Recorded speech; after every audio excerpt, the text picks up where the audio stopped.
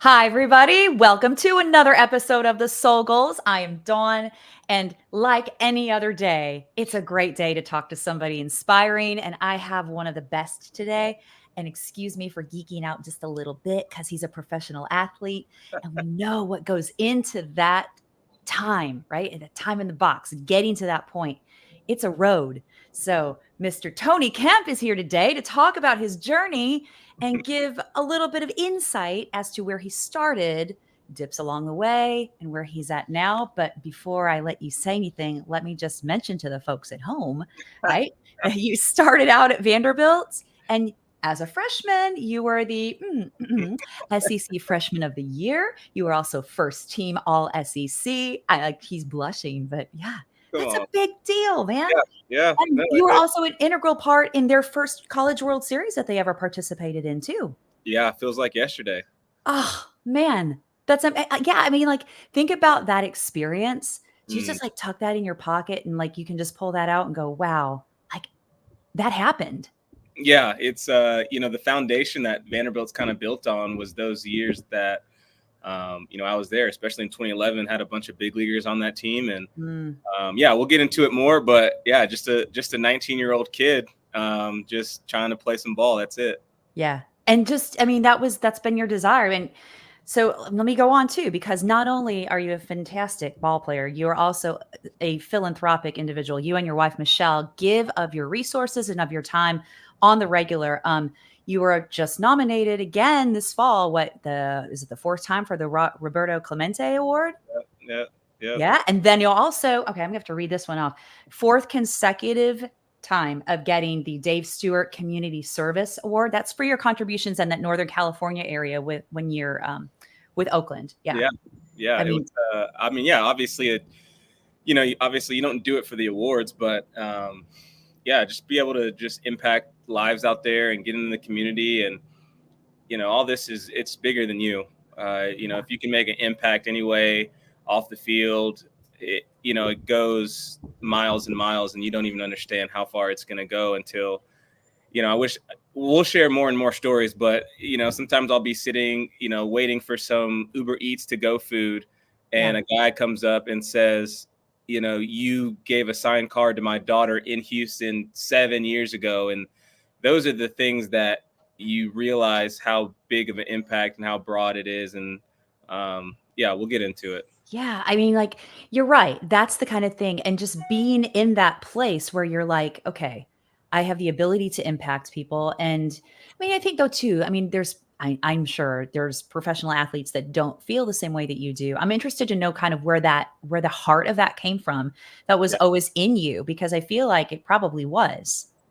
Yeah, I think for me, one, it makes it easier that my wife is kind of the same way. Yeah, We've always been people who think it's very important to touch lives that, do things for someone who normally can't do the same for you. yeah, So I think the cool part about it is being able to understand that, like I said, it's just like the game of baseball. It's just bigger than yourself. And I think it started when I was younger, maybe fourth, fifth grade. wow, Um, yeah, yeah, I had an older brother, older sister, so I was the baby of the family.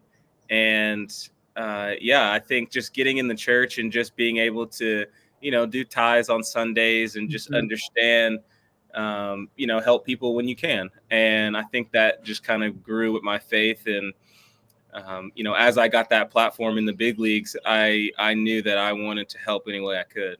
Yeah, and which is amazing. So let's go back, 4th or 5th grade. Is that when you started playing baseball, or were you younger? So I started playing. First time I picked up a bat, I was 4 years old. Oh gosh. Yeah, my brother is 6 years older than me, so he kind of steered my way into sports and kind of showed me the ropes and showed Mhm. me really what it was about. Cleaning your cleats and making sure you look good before you step foot on the field. So a lot of Okay. credit to my brother Corey. Yeah, but yeah, I was 4 years old when I picked up a bat. He didn't let me swing aluminum like the other kids. He made me swing a wood bat Wait, for okay, hold on. Your coach or your brother brother. who's Yeah, my brother. I said, well, everyone else is swinging aluminum. He was like, no, you're gonna swing a wood bat. okay, so I forgive my naivety here. What was the reasoning for that? Well, on a wood bat, you have a smaller sweet spot. So Okay. when you have aluminum, your sweet spot's bigger. And it was kind of a challenge to say, if you say that you're, obviously, you're a young kid, you're 4 or 5 years old, and you're like, yeah, I'm good. And he's Yeah. like, all right, well, if you're this good, you can use wood while everybody else is using aluminum. So Wow. yeah, so that's kind of where it started. And yeah, he was a huge part in my baseball success story because, he could have been an older brother that, was not interested or didn't Hmm. want a younger brother tagging along. Yeah. But yeah, he was a great source for, why I'm in the big leagues now. Well, that's amazing. And the fact that too, you probably were going to have to tag along with them anyway. Yeah, Yeah. yeah. So Like that was my kids. Like my younger daughter had to tag along with the older one because she couldn't stay home by herself when she's little. So yeah, you just throw a so ball at her. But yeah, I think the sibling paving the way is a really big thing. And then you get to see that, and then your sibling is getting something back from that too because they're assisting and helping with that giving heart that they have as well. yeah, so he, we joke about it now, but I think that he made it up to Double A. He played with the Brewers organization, so Okay. I actually got to stay with him in the Motel 8s and in the motels on the road, and really Yeah. could see, if I really wanted to, be a professional baseball player, I was gonna have to go through these small towns playing in front of 20 to 25 people Yeah. in order to live out my dream. And so I feel like I had a advantage going into pro ball when I was coming out of college, Right. especially coming from Vanderbilt, where it's pretty much, the red carpet's laid out for you. Right, right. Yeah, and you got to see that stuff firsthand to really know, hey, I think that probably developed your passion even more so for the game because a lot of people would say, well, if I can't be here, I don't want to do it. Oh, You go oh, through the steps to get there. listen, it's and I think that's what is so good about what Vanderbilt has to offer. I know we're Mm. kind of jumping around, but Yeah, no, you good. talk about, I even work out there now. I just got back from working out there probably an hour ago, That's and awesome. Coach Corbin, obviously he's a huge part in a lot of guys' successes of going to the big leagues, developing young men. And he has a pro locker room, so guys actually come back. And he Oh, has that's his own separate area for guys that are actually get drafted. And, even some guys that don't go to Vanderbilt that are even allowed to come in that he liked to watch from yeah, afar. So it's a cool little community. And obviously my time at Vanderbilt has shaped me into, the person I am today. yes. But he was very good at not letting us get too big for our britches. So, Okay. for example, we had to earn all of the gear that we had to wear. So Oh my whenever god, I love it. whenever we came into the fall, it wasn't like here's a Vanderbilt baseball shirt, here's a Vanderbilt baseball hoodie. It Yeah. was we don't even get to get in the locker room. We were changing in the dugout. We took all What? of that stuff. Yeah, we had to earn our right into the locker room.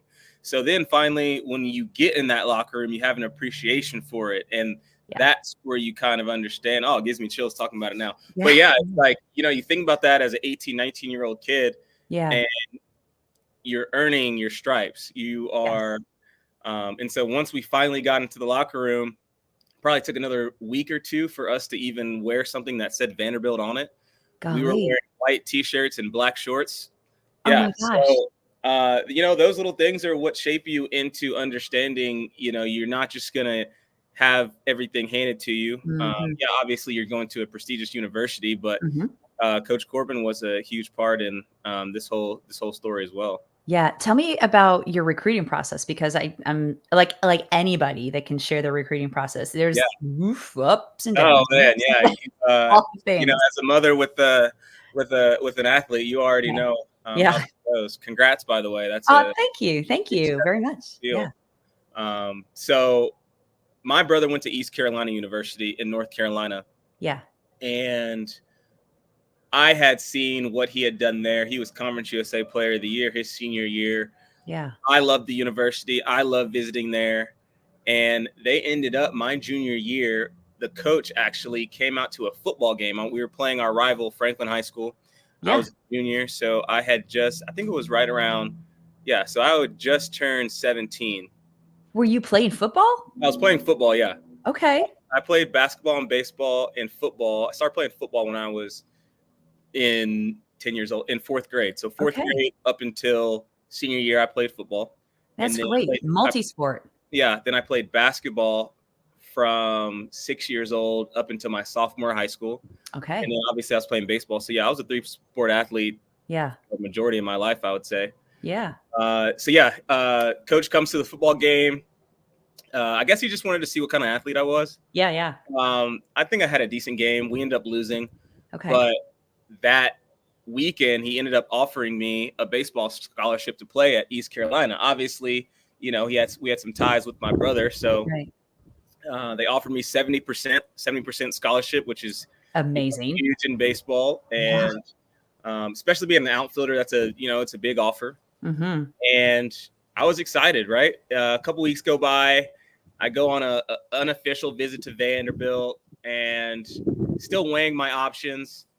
I would say it was East Carolina, Vanderbilt. I mean, I only got 2 college scholarship offers. It wasn't like I was getting, you got letters from Clemson and LSU, Sure.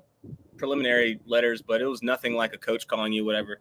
Right. Where's the rubber going to meet the road here, and what I really have to do? And Yeah. so, a couple weeks go by, and I get a call from the assistant coach, and the assistant coach is like, "Hey, we're having camps." Kind of putting some pressure on me, kind of saying like, "Hey, we know that we offered you a couple weeks ago. What's your decision?" And I ended up committing. So I ended up verbally committing to East Carolina University. Okay. Mm-hmm. Okay. And it was hard. My parents got divorced when I was in 7th grade. Mm-hmm. We'll talk about that later. But yeah.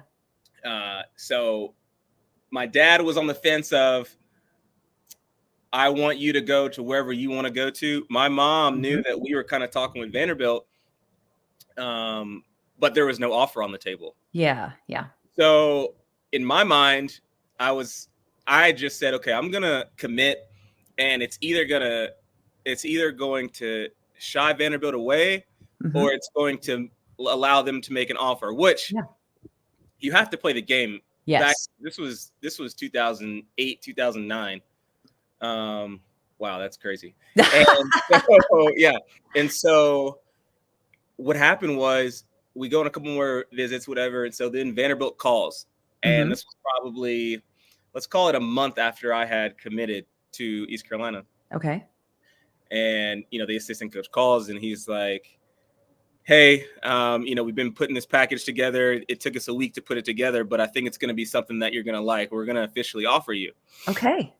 And so I remember I'm sitting in the living room, I put it on speakerphone, and I told my mom sitting next to me, I said, "Hey, Vanderbilt said they're going to offer." And she's, obviously she perked up a little bit. Sure. And, he comes across and he says, "We're going to give you a full ride plus $10,000 each semester back to you." Dude. And, I still remember, so my mom was sitting to my right, and I still remember just like kind of peering over my shoulder, like as the phone's on speaker. Yeah. And she just took off. Like my mom, I'd never seen my mom run like that. She took off running around my mom was running around the house. Oh my gosh. And we had a rolly chair in the kitchen and the kitchen table, and she knocked over this kitchen chair running around. So yeah. And I think I was still in shock because I didn't respond. Anyway, obviously I was like, I really appreciate the offer. We're going to sleep on it. We're going to talk about it as a family. For sure. But in the back of my mind, I'm like, wow, Vanderbilt University, 30 minutes away, full ride, plus money back. Yeah. What could be wrong about this? Yeah. And so for a week, I sat up, talked to my brother, talked to my mom, talked to my dad, talked to everybody, prayed about it. And, I just thought the decision was right to decommit and go to Vanderbilt. Yeah. So it was lunch break at school, and I was kind of, so this is where you're actually like, okay, I need to call this coach and say, hey, I'm not coming to your school. Oh my gosh, that's the hardest call to make. And I'd always been, my mom and my dad, your word is your bond. And I really felt bad that I was going to go back on my word. Yeah. So called Billy Godwin, and he didn't pick up, left him a voicemail. And so then I called the assistant coach, who was Link Jarrett, who now is the head coach at Florida State University. Okay. And call him, hey, Coach Jarrett, just want to let you know, unfortunately, I'm not going to be coming to East Carolina. And he said, well, what happened? And I said, I got an official visit. I got official visit at Vandy, and they gave me an official offer of a full ride. Yeah. And he, honestly, it was peace of mind, because he said, listen, I would love for you to come here, but I understand. Yeah. And, it made it a lot easier. I'm still waiting on a call back from the head coach, but I don't think I'm going to get a call back, but it's okay. We'll go. So I don't know how much you know about baseball, but Mike Trout was in that class. So the class before me, he was actually committed and signed to go to East Carolina before he was going to go to the pros. Okay. So it would have been a pretty good outfield, I would say. But so ended up decommitting, call Coach Corbin, commit, and sign the next year. And here we go. That's amazing. And you were a junior in high school at that point? Junior in high school, yeah. Gosh. And it's such talking about like with my kids recruiting, like you think about the age that you are when coaches are making these huge offers to you in these different situations. And you get to think about, oh God, that's 6 years of my life. Like the next 6 years of my life. Do I remember what I had for breakfast yesterday? And do I know what I'm going to wear tomorrow? Like it's your future. So they're huge decisions. And then, once we get into college, we'll talk about that, but they call it, you're a student athlete, but you're an athlete student. I mean, you're Monday weights at 6 a.m. Yes. Go to class from 9 to noon. And then you're back on the field 1 to 6. Yes. And you eat, and then you're in study hall, and you haven't even started your homework, and it's 7, 8 o'clock at night. Yeah. Yeah. My older daughter has friends that are baseball players at her college, and she's the same thing. She says the same thing. It's that starting time at 6. It's you get your classes done by noon or 1 o'clock, and they're literally throwing or practicing from 1 to 6. Yeah. And then the study hall. You're right. It's the athlete student. Did you ever look at that and think, I wish it would be the other way, student athlete? You know what? I think it's the way it's structured.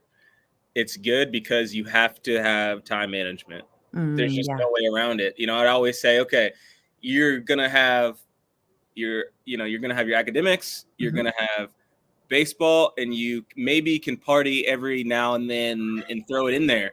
Right. But I mean, one of those things I was always say, one of those things is going to have to get sacrificed. Yes. And it's not going to be academics, and it's not going to be baseball.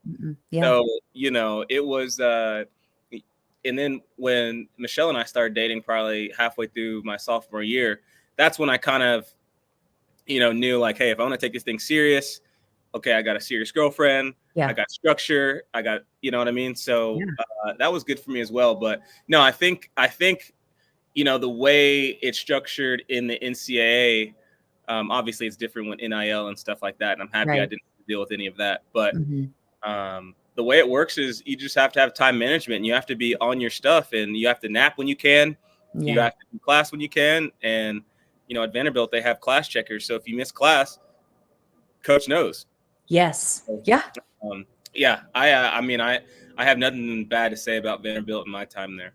Yeah. So you spent all 4 years there, graduated. 3 years. So 3 years. And actually after my senior year, I did summer school in order to knock off a couple hours before going in. So great. I took actually 6 hours in the summer. So then the way it's structured is I would take 18 in the fall, which was hard. Yeah. Yeah. 12 or 14, and then 18 again that next fall, and then kind of cruise. And then once I got drafted, I only had 15 credit hours. So I got drafted in 2013, had 16 hours to complete. And then I played pro ball. Michelle and I, we backpacked Australia, went to Malaysia, Southeast Asia. Yeah, it was awesome. That sounds fascinating. Yeah, so then I played pro ball that next year, and then I finished my degree that following fall. Okay, while you were playing pro ball. Yeah. How hard was that? It wasn't terrible because you just email your teachers and they understand. Yeah. And, some teachers really aren't understanding of, pro athletics, and you really have to you really have to kiss up to them. You have to go to office Mhm. hours. You have Mhm. to do all your extra credit. And, Mhm. I always wanted to just make sure, like, even if I'm not getting the A's and the B pluses, I was always in the C range. I think I Yeah. ended with like a 2.8 GPA, which Okay. I was on the honor roll, I think, one semester, which I was so happy about. For sure. Uh, but then I stopped playing baseball, and then I had like a 3.3. I'm like, wow, if I had all this time on my hands, like, anyway. Wow, yeah. Yeah. So yeah, went back. I promised my dad I would finish my degree, and Yeah. yeah, I'm happy I did it. Just because the further you get away from it, especially playing pro ball, it's easier, and it gets easier and easier. Just be like put it by the wayside, but then Yeah. it's going to get harder for you to go back. So I'm happy it's done. Yeah, and it's an accomplishment too, just Oh like your career is an accomplishment. Yeah, yeah, I don't think yeah, people give that enough clout. I mean, yeah, I went back and finished my degree, and my husband is like, "Oh, you're gonna walk, right?" I was like, "Ah, no, they're just gonna mail it to me." He's like, "No, you need to go you're and gonna walk." I walk. was like, Yeah, which is it's a cried huge like a baby. It was yeah, awful. it's a huge deal. All those hours that you put in, and Yeah. the papers and the Yes. scholarly articles you need, and everything, Yeah. Yeah. everything. And Vanderbilt, like, that's no joke academics Oh right there, yeah. I man. mean, it's let's see, it's like 12,000 undergrad. So Ugh. it's a private university with Uh-huh. 12,000 undergrad, and it's like an average of a 34 ACT. Yeah. It's a huge. And yeah, so very fortunate that Mhm. God made me good at baseball, Yeah, because very good. that I would not be getting into Vandy. Yeah, but it was a vehicle to get you to this amazing Yeah, place with yeah. amazing So people around you. little did I know it would just shape everything about um, my life, honestly. Yeah. How Yeah. d what's the most profound thing that you think it's done for you? That programs, that launching pad for you?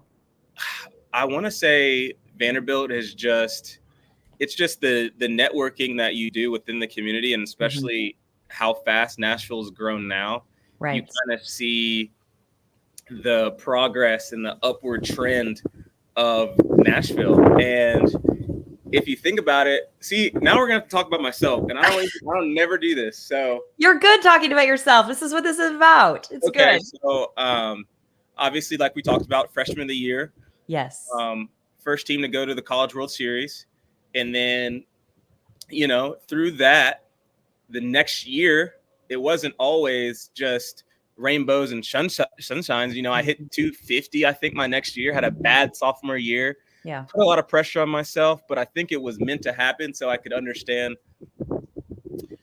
what not to do, Right, that's a right? great perspective for And sure. then not only was I hitting 250, which was in college not good at the time, Uh-huh. I was going up to the Cape Cod League, which was the best collegiate baseball summer league in the Yeah. nation. Yes. Anyway, and I was going in with the new swing change. So Okay. Gosh. I know it was a lot. So did that, had a lot of fun, hit 340, did great. Okay. Gave me some confidence going into that next year, being a junior, win SEC Player of the Year, Uh-huh. and get drafted. And I think just there's so many baseball fans, and this community is so tight knit. And Mhm. Nashville is just a little big city, Yeah. or a big little city. How do you say it? Little yeah, I would call it a little big city. Little big You could city. say it Yeah. either way. Everyone kind of knows each other, Yeah. and I think it's just given me an opportunity to really grow myself as a brand, my name as a brand. Mhm. And, I'm not going to say too much about it, but there's probably going to be a national expansion team that's going to come here in the Yeah. next 5 or 6 years, let's call it. Yeah. And, being able to hopefully work in that industry after I'm done, Yes. just because, I've had some talks with them, and they say, hey, listen, like, your name is kind of Nashville, and it's kind of works perfect with what we're trying to do here. So Yeah. that all stemmed from Vanderbilt. If Yeah. I go to East Carolina, it's not the same. Right. It's not Yeah, the same great as point. just not the same. People don't Mhm. see you in college. People, and now we have a house 15 minutes outside of Nashville, Yeah, and yeah. So like I say, it's Vanderbilt's been a springboard for my whole life. I love it. And I love what you said earlier about the things that didn't go right, Yeah, teaching you what they did you to learn what you'll do and what you won't do, what works, what doesn't work. yeah, So it's yeah, like taking those downward points and going, "All right, this is what I have to do," instead of sitting in it and being like, "What, what?" Yeah. Well, yeah, I always say there's two wolves inside you. You got a good wolf and a bad wolf, and you Uh-huh. always want to feed the good wolf. Yeah. And you know, you don't. Success is great, but you don't really learn from success. You learn Mhm. more from failure. Yeah. And especially being in the business of the big leagues, where at only one time, there's only 750 guys that could fit a roster on these 30 teams that, Yeah. half those are pitchers. So really you're talking about there's less than 150 jobs out there that, are with you. So if you break it down by the numbers, so Dang. yeah, obviously super fortunate, but at the same time, like I'll never make an excuse for my performance or for Mhm. anything, but at the same time, I know the effort and what I do in the gym and what I do mentally to prepare me for the season and what that looks like. You know, I, it's it, it's 90% mental. It's Yes. 90% mental and it's Mhm. 10% physical. I mean, Yeah. your brain is your strongest muscle, so you have to feed it good things. Yes. Amen. Amen. Throughout anything that you're doing, but especially in your position. Yeah. Yeah. And I love what you say too. It's not about the success, it's about what you learn through your rough points and through the Oh, failures and the yeah. losses. Oh, yeah. So obviously there's been tough nights. I mean, Mhm. it's not always easy. And I feel like, once you hit those low points, you really understand, it's kind of a gut check, kind Yeah. of, back against the wall. And where do you go from there? So Yeah. Do you have a low specific low point that you kinda keep tucked away that you pull out and go, "Okay, well, I made it through that?" Or every year, either. every year, no, it happens every year. Yeah. I think, man, you go back. I can't. Okay, so I've been very fortunate. I'd say in the minor leagues, yeah, you go through some tough times, but Mhm. I did fairly well. So I'm not going to say that I hit a lot of um, low points in the minor leagues. I would have to say once 2016 made my debut. It was awesome. Yeah.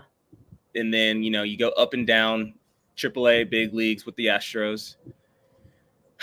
I would probably have to say it probably started in 2017 where I only got, a little over 2 months in the big leagues. And I Mhm. knew that, um, I knew my talent and I knew I could play in the big leagues, but Mhm. I think that's where patience comes into.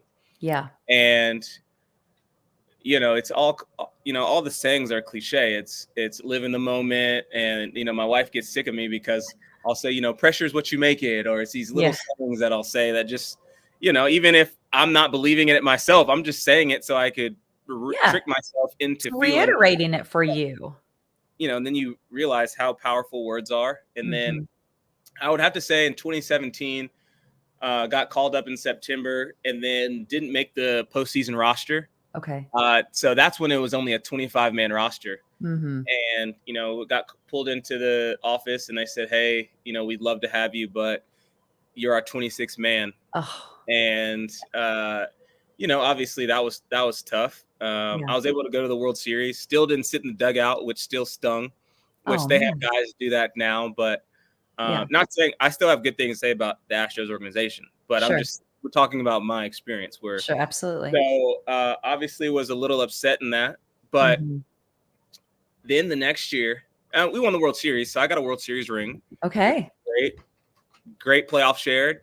Yeah. Not saying, very fortunate. Then the next year, I was the last cut out of camp. Oh, wow. So they chose another guy named Derek Fisher, who was their first rounder, who, Mhm. it comes down to the business part of it. Even though Mhm. my numbers were better than his, it's almost like in the business world, if I have an investment of $250,000 and an investment of $1 million, and say those investments are players, Yeah. I'm gonna want to see my investment of, I signed for 250, he signed for a million. Mhm. You're gonna want to see your return on investment faster than the guy. It just Yes. that's just politics in the game. Anyway, Absolutely. worked my butt off, went down to AAA, worked my butt off. I think it hit around 300. A couple of guys weren't doing too well, so they called me up and Yeah. haven't been to the minor league since 2018. Okay. Yeah, But you so bounced around so much but in you that bounce period of time. around and then you get traded and then you get, yeah. So it's a lot that goes into it. But like I said, you have to have tough skin. You have to just Mhm. always put one foot in front of the other, and you're not going to be professional athlete your whole life, but Yeah. while you have this certain window, you have to maximize everything you got. Yeah. Yeah. Being pushed and pulled is a real, like you said earlier, a gut check. All the things that you go through in that period are like, oof, what, is it worth it? Did you ever question, is it worth it? Yeah, I think when you question, is it worth it? I think that's when you have to go back and say, why did you start? Yeah. Yeah. What's your Because why? why did you Yeah. start? I started because I loved the game of baseball at 4 years old. It wasn't about the successes, how well I was doing, but it was Mm. about the camaraderie of the teammates. It Yeah. was about putting baseball pants on and about being able to just go out and play in the dirt and have Yeah. wash my dirty pants, Yeah. things like that. That's why you started. And I always say it's easy to quit. It's like so easy to just be like, I'm done with this. Like I would rather do something else. And then, Mhm. but I always go back and be like, what would 7-year-old, 8-year-old me say to that? Yeah. Right. So Yeah. that's kind of Absolutely. how that's my thought process behind that. Yeah. So I want to also tell the people at home that may not be watching this. I mean, your stature is what's your height? 5'6" or Five five? six. Yeah, I'm a small guy. Yeah. So that's not normally what you see being drafted in Yeah. MLB, right? Yes. Another hurdle we talk about. Yeah. Uh, Yeah. yeah. So, and like I said, we're talking about my experience. I've Uh-huh. never really done this, so I've only really shared this with like my wife or my brother or my mom, my dad. So this Yeah. is exclusive. Yes. Yes. Um, yeah. So being SEC Player of the Year my junior year, the track record of SEC Players of the Year get drafted in the first round, Mhm. second round, right? Yeah. And I got drafted in the 5th round. So even though I hit 400 in the SEC, the best, conference in the nation, like just because of my size, I was going to get drafted later, Yeah. right? That's crazy. So Yeah. yeah, so that was another hurdle. But I think at the Mhm. same time, like me and my wife always talk about everything happens for a reason in your life. And I Mhm. think who knows if I would have got drafted for more money, like would my hunger be the same? Would I put forth the same amount of effort? Yeah. So, Yeah. everything happens for a reason. And I think when I was younger, just looking at guys like Tony Womack and Fernando Vina, the shorter guys who played in the big leagues, that was kind of my inspiration. And so Yeah. now, you get DMs now of, hey, my son's younger. Can you give him a video of some, some positivity? And Yes. I Yeah. feel like it's a huge positive because it shows guys who would get cut from their team just because of their stature that they can still make it to the big leagues. Yeah. Amen. Absolutely. Yeah. And I think that's part of your inspiration and the Mm, fact that, and I think that's interesting. That's a really great, maybe thing to unpack at some point is would have it been the same? Would have my hunger for the game been the same if I hadn't had this hurdle to get through? exactly. So who knows? Because you see so many guys that they do have a bigger bank account when they're in the minor leagues, and they do get a little bit more complacent because Mhm. it's the saying, hungry dogs run faster. Yeah. I'm Yeah. not saying that I signed for 20 grand. Yeah. It was still 250 grand. I'm not saying that's before taxes. Yes. It's But called, let's just reiterate right here. Yeah. I'm saying is the whole plan of, obviously you get a financial advisor and Mhm. it's okay. After taxes, you were looking at 150 grand. Yeah. And then you pay your agent, let's call it 15 grand. Yeah. So then you're looking at a little north of $100,000 to kind of last you until you start making some good money, until you get to the big leagues. Because the way it works is that first paycheck when I was in low A was $700 for 2 weeks. Wow.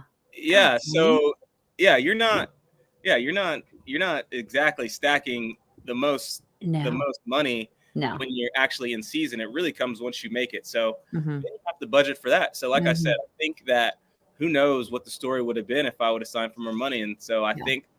think like you said, it's just, everything happens for a reason. And Mhm. um I'm gonna say I'm happy how it worked out. Yeah, I would say so. Yeah. Yeah. And the fact that I love how it was rooted with your family. I'd love for you to talk a little bit more about them and how they've contributed to this. Obviously, your brother was a huge, huge piece for this Yeah. success of yours, Oh right? yeah. Yeah. Instrumental in getting you going. I'll send you. So my junior year, they did an article with him just talking about me, and I'll send it to you. It'll Okay. give you some more insight of kind of how our relationship is. Mhm. And yeah, like I said, he kind of molded me as a player. Once he took me into the backyard, I was swinging right-handed, and I couldn't hit the baseball. Oh, wow. And we're out there for probably an hour, and he said, just go ahead and switch, go to left-handed because I'm tired of this. We're about to go inside. Anyway, throws me first pitch, left-handed, spoke it, almost hit him in the forehead. Oh my gosh. And he was like, "Oh my gosh, you're left-handed. You don't hit right anyway." So it's a funny story. Oh, I love it. But he would talk about how, on Saturdays the games would be at noon, and I would wake up at 7 a.m. and put my baseball pants on. Oh. And so just little things like that he Mhm. was.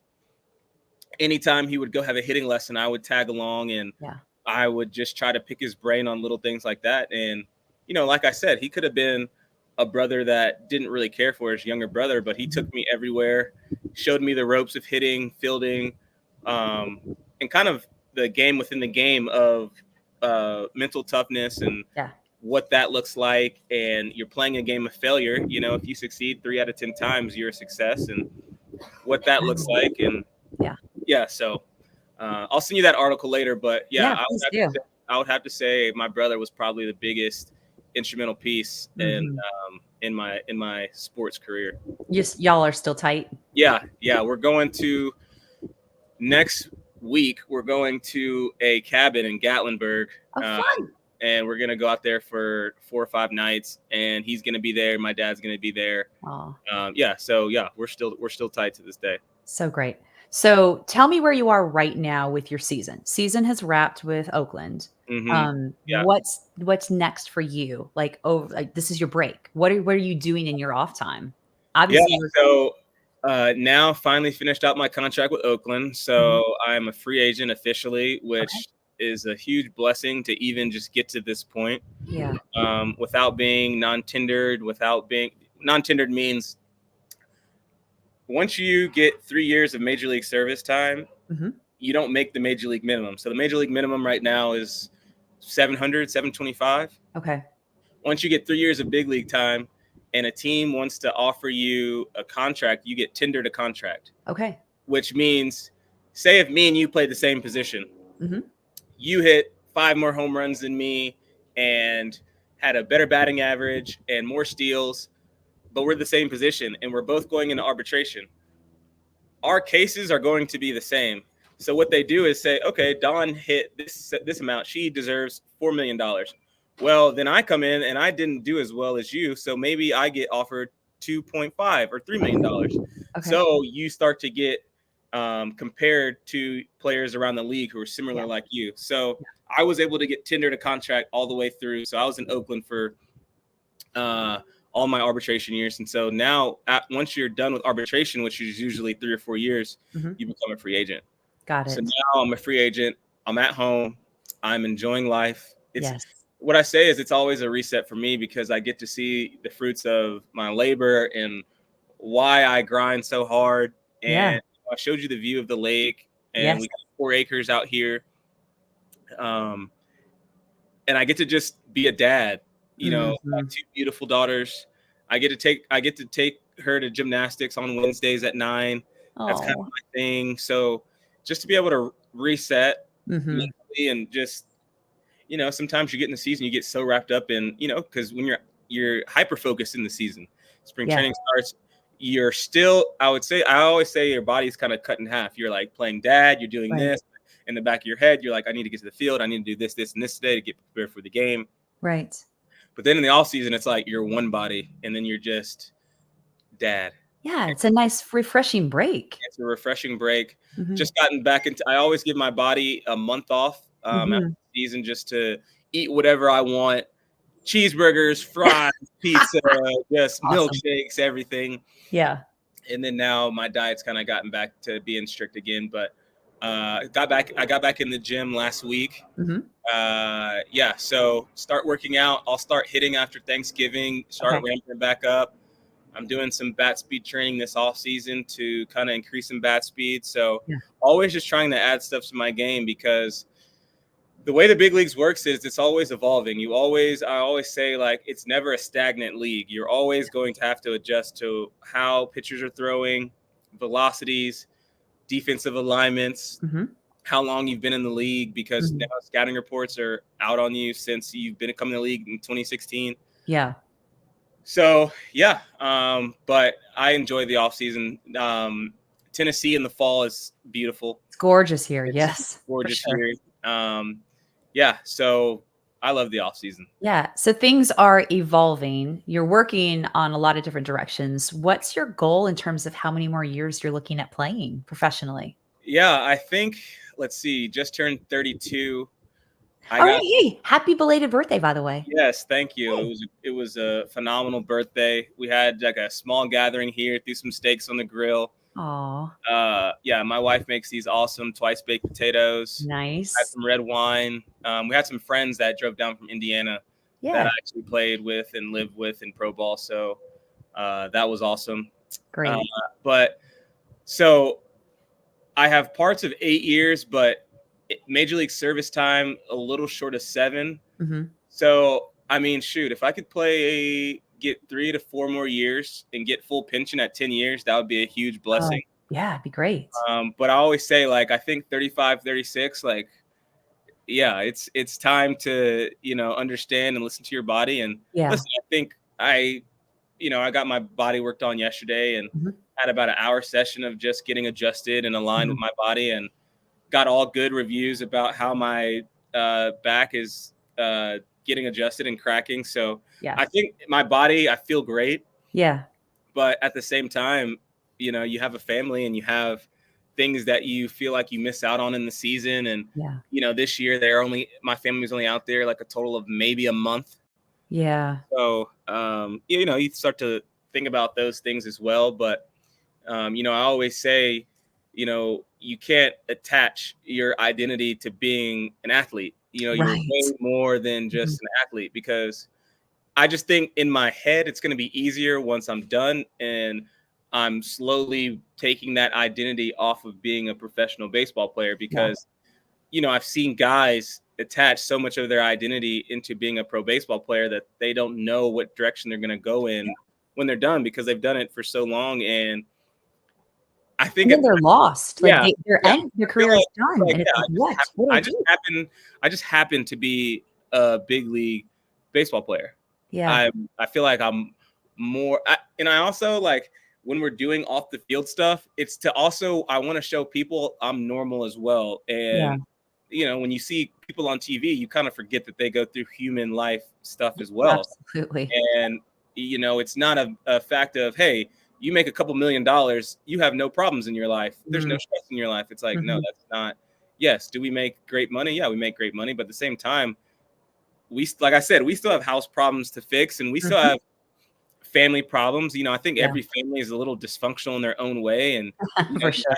you have those issues you're trying to Yeah. resolve as well, and you're still being a dad, two under the age of 2, and you still Yeah. have life, right? So money, yeah, it can put a band-aid on some things, but it's Right. not, it doesn't give you happiness. No, it's not gonna fix the issues, or it's not gonna take the issues away for you. Away, right, Yeah. right. So obviously being here at this point, super fortunate for what God has blessed me and my Mhm. family. And you kind of had, feel like every off season being able to just meditate and have that gratitude of just where you've come from. And, Yeah. I was just a 5'6" kid just trying to play baseball. And, it's just, and then you look up and, you're getting, blessed with some sponsorships and Yeah. things like that. And, hopefully in a couple more weeks, I'll text you about having a big league job. And yeah, Please do. Oh, I yeah, can't wait.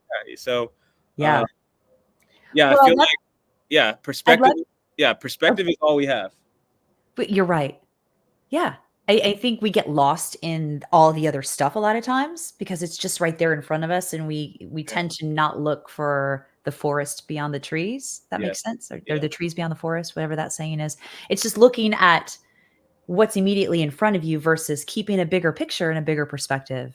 I Yeah. think also what I've had to work on too is once you're in this profession, you kind of size people up and you kind of compare yourself. Mm-hmm. And I would probably say that's my biggest fault. Okay. And I've had to work on myself a lot because obviously you're in a room with the best athletes in the world, making Yeah. the most money in the world, Yeah. right? And I remember I told my wife a couple of years ago, I just said, I think the biggest thing that the way we'll be the happiest we're ever going to be is if we just stay in our lane and just worry about ourselves and Yeah. not try to portray some life on Instagram or social media that is fake. Right. That's not And you. um, I think comparison is the thief of joy. Yeah. And I think Yeah. if you're Yeah. really out there comparing your life to other people's lives, you're never just going to look at your own life. And Mm-hmm. J. Cole has this song called "Love Yours," and it's kind of like no life is better than the life that you have. So Yeah. just kind of live that way and Yeah. stay in your own lane. And yeah, obviously, like, you see other people and I think the biggest thing is you just want to be happy for people. Don't sit there and wish bad upon anybody. Mm-hmm. Yeah. Do you think that there's a lot of people in your career and in your line of work? I'm going to call it your line of work, right? That are different in that way, that don't have other people's best interests at heart, or do you find that the people that you've been around generally have been pretty uplifting and pretty supportive where that's concerned? The best teammates you have in the locker room are the teammates that are rooting for you to win at all possible points of the game. Yeah. And yeah, I've had some bad teammates, had Yeah. some okay teammates, have some great teammates. I would say in the clubhouse, the best teammates. Here's where a biggest example is. You strike out with the bases loaded, and in the inning, the next inning, your teammate is still batting, Yeah. and you kind of. I've always been an observer, so you kind of watch the guys who are really top stepping, rooting for those guys, even though you just had an awful at bat. It Mm-hmm. maybe could have cost us the game, but you are still in tune with somebody else's career Yeah. and trying to win the game. And, obviously once you get to pro ball, it's dog eat dog. It's kind of like, I need to make the big leagues. It's all about my numbers. Mm-hmm. But I feel like what kind of catapulted me and I was able to do so well in the minor leagues is because I really didn't care about my stats. Yeah. Obviously, I wanted to do good, but I wanted to win. Yeah. And, I have all these minor league rings. I had a ring every stop except AA. Dang, man. Yeah. So and I'm always a big believer in the baseball gods and how the game rewards you. So there's Yeah. also little things in the game where, oh man, I could really hit a double in the gap right here and score a run. Uh-huh. Or I could, get myself out and get this guy to third base with less than 2 outs and give the guy behind me a chance. And I Yeah. think those are the things within the game that build good karma toward your way. Yeah. Yeah. I've just always been a believer in that. Do you that just brought something up. Do you have any superstitions that you follow when you play? Because I know most baseball players, most athletes do. Like Yeah. one of my daughters does, and I'm not going to say it out loud because she would just kill me. Yeah. Don't say that out loud. I want to say I was a lot more superstitious when I was younger.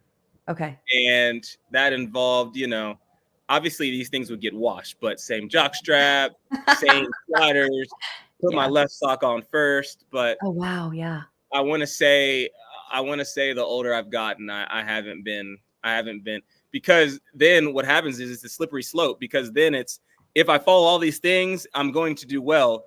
Yeah. But if I go into the cage and I do all these things the same way, am I doing well because I did that, or am I doing well because I put my sock on the first? Like, you know what I mean? Yeah. It's a mental trap. So I had to get away from that because I had so many more things on my mind. So I was like, okay, Mm-hmm. so I don't think I'm as superstitious as I was when I was in my 20s. Yeah.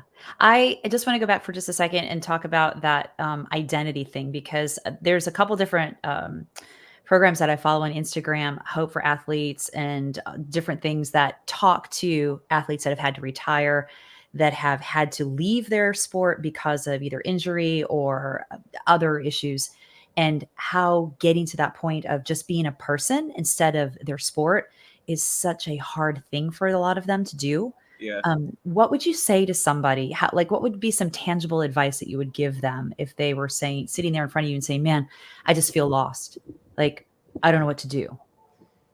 I think my advice would be is kind of what I've had to do, and that's why I'm more at peace with where I'm at in my career. And obviously, everyone's career is different, so Mhm. it's kind of hard to, it would depend if I was talking with someone who had reached their dream of being in the big leagues for a couple of years, or maybe a guy who didn't reach the big leagues and Yeah. had to step away from the game before he got to live out his dream in the big leagues. Yeah. But I would have to say that what I've had to do is a lot of self work, Mhm. and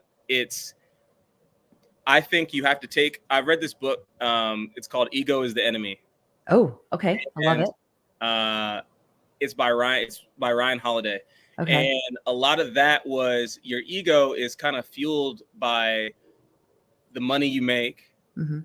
the highlights you make, um, what you're doing from the outside world. Yeah. And for me, I thought that was like the biggest thing. And I'm like, okay, it's how people look at me. It's what I look like to the outside eye. Yeah. And then I started to think like, man, one day all this is gonna just end, and my name will be forgotten. The game Mm. will go on. Mhm. And I think the easiest thing for me is to just realize that the game Mhm. will go on, and the game is not going to stop just because I stop playing. Right. And Right. it's great to be labeled a professional baseball player. That is phenomenal. But Yeah. my advice would be you are more than the sport that you are playing, and you are more than the uniform that you put on every day. Mhm. And it's almost like I can't stop being a professional athlete and then be like, well, I'm gonna stop being a dad too. Right. Right. So That's a great point. I guess it would have to depend upon what person I'm talking to and how much Yeah. of their career they felt was a success, I Yeah. guess. What do you think has been the most pivotal point in your career to date? Yeah. I want to say there's a couple years. One, 2018 Mhm. with the Houston Astros. And that year, every athlete needs a breakout year. Yeah. That was my breakout year into the big leagues. And, we won over 100 games. We lost to the Red Sox in the ALCS at home. I hit my first postseason home run. Um, that year was a huge year because then I knew that I belonged in the big leagues. Yeah. There's a bunch of players out there who don't quite know where they fit in once they get there, or do I belong? Mhm. And that year was huge. And I want to say the 2021 year with the Oakland A's was a huge year as well, Okay. because that was my first year coming off of arbitration. Okay. Thought I was going to get non-tendered. I thought I was going to lose my job after the COVID year. Yeah, yeah. I had a pretty good year in my eyes, and this is what I also need to get better at too. I always have the confidence that I'm very good, but there's also a part of me that doesn't know how good I am, and I Oh, wow, don't yeah. know if that is good or if that's bad, Well, right? no, I think it's interesting because it's a line that you have to kinda have one foot on either side of as a professional athlete. Because if Oh yeah. you're not confident with what you're doing and what you've been hired to do, you're gonna step over on the other side of the line, and you're not gonna be able to perform to the utmost ability that you have inside of you to do. Oh, So, 100%. Yeah, yeah, that 100%. ego line of ego versus confidence is the thing I think you're Ego talking is the about. enemy. I'm telling Mhm. you, you have Yeah. to you Ego's the have enemy. to completely throw your whole ego out Mhm. of the equation. Yeah. And I'm a big believer that, how do I want to say this? I think it's good to know how good you are. That's a very good thing. But at the Yeah. same time, I always hope for the best, but I plan for the worst, right? Okay. Yeah. It's almost like Charlie Brown. Like, I'm not going to say it's quite to that extent, but Charlie Brown's like, oh, I'm just waiting for something bad to happen, right? Yeah. But at Yeah. the same time, Charlie Brown's loved because he just goes about moment by moment by Mhm. moment. Mhm. And yeah, I feel like kind of that's where I've landed as an athlete and where I'm at now. And um, Yeah, I actually heard a professional CrossFit coach talk about this on a podcast at one point about with his athletes, talking about we are preparing for failure. What could happen in this if the failure happened during this point of the competition? what is our backup plan? So we have to think about that, but the difference is not fixating on that and keeping with your bigger picture about what your ultimate goal is. But having that plan also gives you a little bit of like relief. Yeah, Yeah. no, I mean, yeah, 100%. And I think I just, like I said, I go by life moment by moment. And you, like I said, you can't look too far ahead into the future because no no moment is as special as the now. Yeah. Also, another good book, The Power of Now. Oh, I love it. Eckhart Tolle. Yeah. Great book. Such Read that when I was in Houston, and I will say the first half of the book really engaged me. Second half, it kind of lost me a little bit. Yeah, I But get that. the basis of the book of talking about the power of now is so good. And yeah, that's great book. Great. Well, Yeah. I would recommend these three books. Yes. Obstacle is the Way. Have Okay. you ever heard of that? Okay. I've Obstacle not. is the Way. It's another holiday book. Okay. Which is almost like your career and the obstacles that you go this is your journey. This is what you have to get through in order to accomplish the things that you want to accomplish. It's not just going to get laid out all flat and straight. Right. You're going to get traded. You're going to get cut from a team. You're going to get released. You're going to get paid well.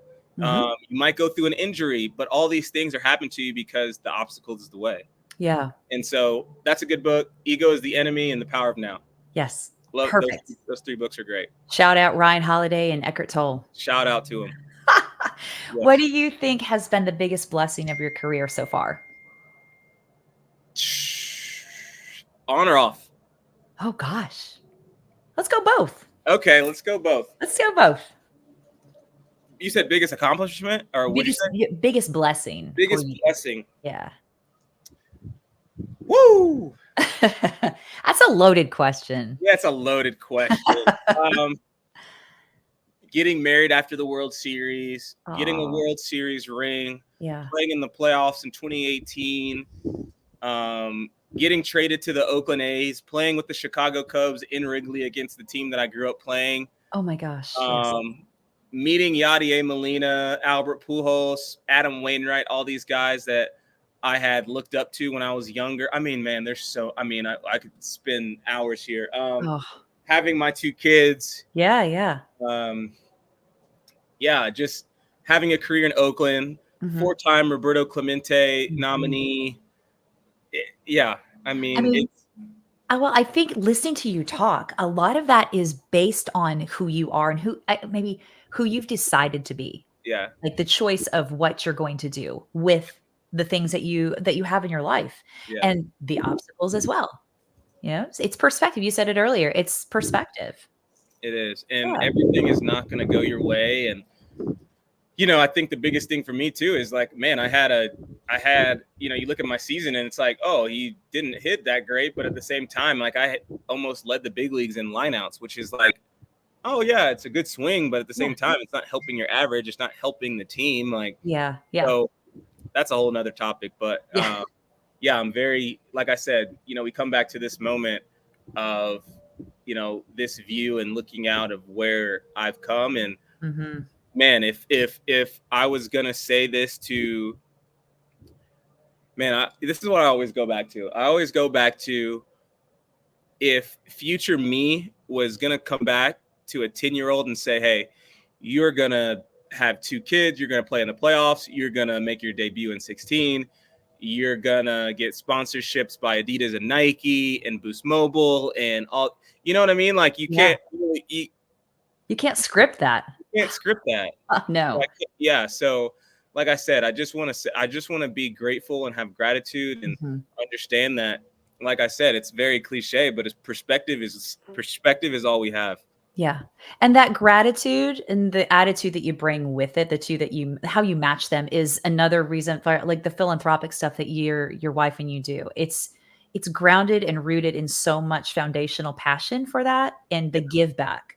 Yeah. It's, and like I said, when you go and you see the smiles that you actually put on people's faces and the kids that you touch especially when kids come out before the game and it's like, hey, some of these parents say, hey, can you get some encouraging words? He just got cut from his team because he was too small, or, You know, he didn't get the travel ball invite because they said, you know, he needs to put more muscle on.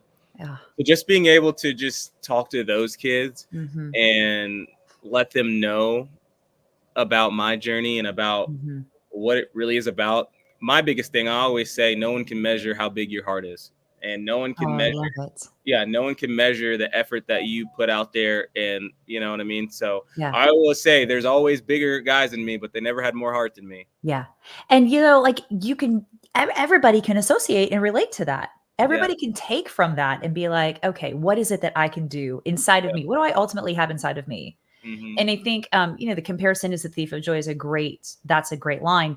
But also you're such a relatable person that I think that's inspirational in the same line. So if Yeah, people can look at you and go, man, look what he's accomplished and look at the attitude that he's done it with. yeah, Even with the crappy times, yeah. even with the stuff, you still can pull yourself back out and go, okay, let me just take a breath and look at the bigger picture here and what really matters. Yeah, and you know, when we started the whole plus one effect, that was kind of, obviously the George Floyd thing was terrible. Mhm. But when I was allowing people to come into my DMs, I wanted people to really see the human side of me. I wanted Yeah, people to say, this guy can be in the 1% of athletes in the world, but he can also be someone that I feel like I could go to lunch with. absolutely. Right. And Yeah. so, you know, it's like I said, and that's why I've always will never criticize any athlete or anybody, just because one, I know how hard it is. Yeah. And two, it always looks easy from the seats, baby. it always looks Yes. easy from the press box Yeah. or the grandstands. But once Yeah. you put some cleats in that ground, It's a whole way different story. whole different story. Mhm. So Yeah. I need to grab my charger. Oh, we're getting ready to go. Yeah. So before we do go, while you're getting your charger, I'm just going to ask you a few other things. Yeah. And these are for fun. I always like to end our conversations with these rapid fire questions. I love rapid fire. Honestly, Okay. it's like one of my favorite things. Well, this is great. I got like 5 really cool questions for you. Hopefully it won't be too complex. No, it's good. Yeah. I Let's feel do like it. you're going to be pretty spot on with these, pretty much. Let's All do right. it. Are you ready? I'm ready. Okay. Question number 1. What is your current favorite store? Current favorite store, Home What? Depot. Oh, wow. Is it because you're working on your house? Oh yeah, I think the older you get, once you have a house, and you know, there's always something going wrong, and I'm going to Home Depot, which is greatly, I mean, 5 minutes away. But yeah, Yeah. Home Depot right now is my best friend. I love that. So, folks, if you're if you're in the Nashville area, you might see Tony Kemp rolling his cart up and down the Oh aisles. yeah, just roaming. Might not even need anything at the time, but maybe I just need to go into Home Depot. And my wife's laughing at me because I bought a flashlight, and I'm like, yo, we have 4 acres. Like, we need to have a flashlight, like, you know. And so now that we got it, she's like, I never would have thought of this. And I was like, see, it's There you you go. you think of 90% of the things for the house, and I think of 10. Yeah. Well, and while you're roaming the aisles, just hanging out. Yeah. Home Depot. Perfect. All right. Number 2. What are the least likely 3 words that someone might use to describe you? Three least likely words. Least likely. So if I said outgoing, that would be like, Outgoing is not in there because I would call you outgoing. okay. I would say people would not say I'm lazy. Mhm. I would say people would not say I'm boring. Okay. And I think the third, I would say people would say I'm organized. So I'm not, so so they wouldn't say he's That you're unorganized. disorganized. Yes, yes, yeah. How organized are you? Like, are you like OCD about I'm lining not things up? OCD, but I like a little structure. Yeah. It's a little harder with 2 kids, Right. obviously. Right. But there gets that time where it's like, okay, I'm sick of seeing this right here. I'm sick of seeing this here. And you know, in the house, we split up duties. She does all Mhm. the dishes, I do all the laundry. Okay. It works. It works great. I don't know why, but I think that is just how we operate. I I like love doing it. laundry. It's kind of like my little time away. Yeah. I like that structure of getting them, folding the clothes, putting them away. That's just, Okay. yeah. So yeah. Dude, I can't stand doing laundry. Oh, it's the worst. It's the worst. But then you really understand once you become an adult, you have chores for the rest of your life. It's not going away. It doesn't go away. Bills don't go away. Chores don't go away. So Laundry ain't going anywhere. laundry Yeah. ain't going anywhere. Yeah. All right. Number 3. What phrase do you find yourself saying the most? It is what it is. Okay. It is what it is. Drops the mic. It is Perfect. what it is. You know, things Yeah. happen, good or bad, and yeah, it is what it is. I got that from my high school coach. Oh, yeah. How Yeah, was your high school coach? he's awesome. So my brother and I, one other guy, got our jerseys retired at our high school, Oh, and obviously my brother has like the home run record. I don't know how many records I have, but okay. yeah, and so we're still tight to this day. We had a housewarming party, October 15th, I want to say, Okay. and their whole family came through. So yeah, we're still close Oh, with them as well. that's awesome. That's Yeah, a great coach. great coach, they're Yeah. great people. Yeah, I told him I'd have a beer with them in the next couple of weeks, so it's probably next on my list. Yeah. There you go. Perfect. All right. Yeah. Number 4. What is your favorite holiday memory from childhood? Favorite holiday memory from childhood Huh? has to be, so the way my parents did Christmas was you had your gifts from mom and dad. Mhm. Obviously your siblings give you gifts, but then Santa would leave you a gift or two wrapped, but then the big gifts were unwrapped. So it's kind Okay. of like you didn't have time to wrap them and he just left them, right? I like Right. that. So we're going to take that whenever we have kids. But Okay. it had to be a Christmas when I was probably, I want to say fifth grade. Got a Nintendo. No, we got a PlayStation. It was all set out. And then I got this new red bike. So yeah, it was probably have to be Christmas. Great. Yeah. Did you still believe in Santa at that point? Uh, I don't know if I was pretending to hold on to the good gifts or Right. if I can't remember, but I definitely was a firm believer in Santa for, Yeah. I think up until I was 27. Okay. I was telling my girls, I'm like, the day you don't believe in Santa is the day that you probably aren't getting any gifts. That's what I heard. That's what I heard. And then I think my brother also was like, hey, you still believe in Santa? Because then we'll all get good gifts if Santa's still around. Oh my So gosh. Wow. He knew what he was talking about. he's he's a wise kid. That's He's a wise, perfect. yeah. Perfect. All right. Last one for today. What motivates you the most? My kids. Oh, I love it. Yeah. Yeah.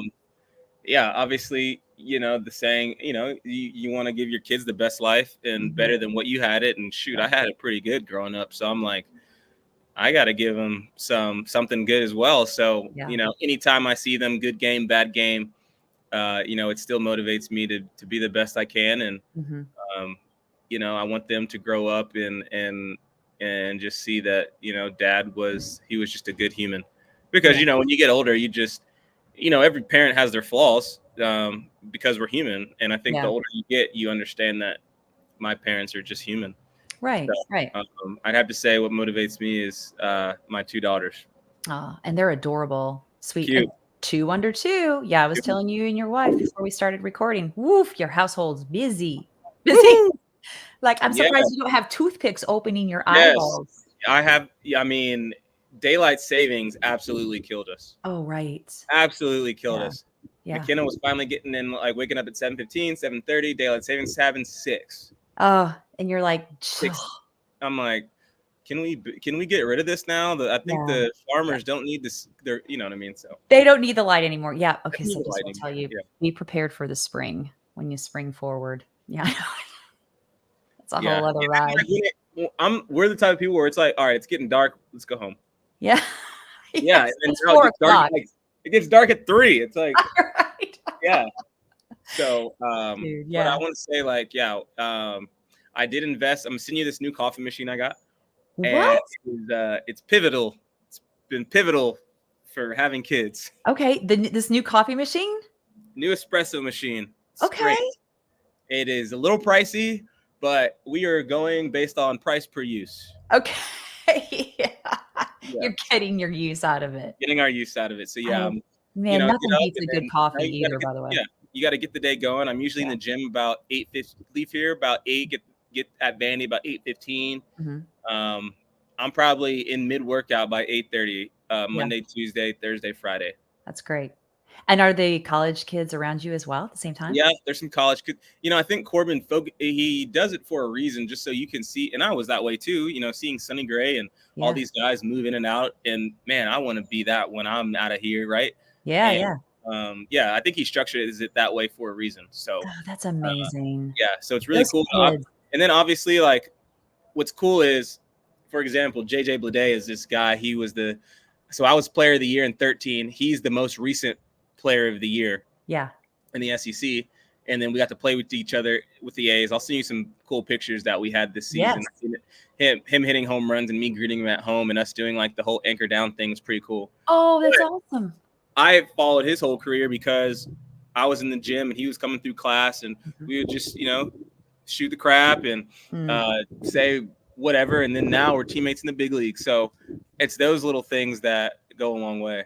Yeah, for sure. What Yeah. what a great foundation those kids are getting by being able to be around you, being able to talk to you, like, Yeah. they can talk to you about anything probably. Yeah. Yeah. And there's a couple guys now just, they picked my brain back when I was, Mhm, mhm. and I think that's the biggest deal is you understand the kids who really have that want is Yeah, when they're actually having that wherewithal to ask guys who are actually in the big leagues to ask them, hey, what did you do in this situation or this situation? And then yeah, all of a sudden, these guys who were asking you questions are first round draft picks.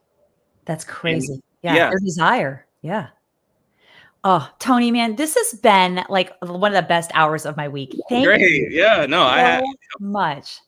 I enjoy it too. I can't wait to put it out there and Yeah. tweet it and Instagram it and everything. Ah, amen, brother. I've enjoyed it immensely. Get you some good espresso, go have a beer with your old coach, go to Home Yeah, Depot, get you another couple flashlights. I will be going to Home Depot in the next week. Yes. Okay. God, Yeah. it's such a great time being able to learn a little bit more about you as a Yeah. person, as a player. Yeah.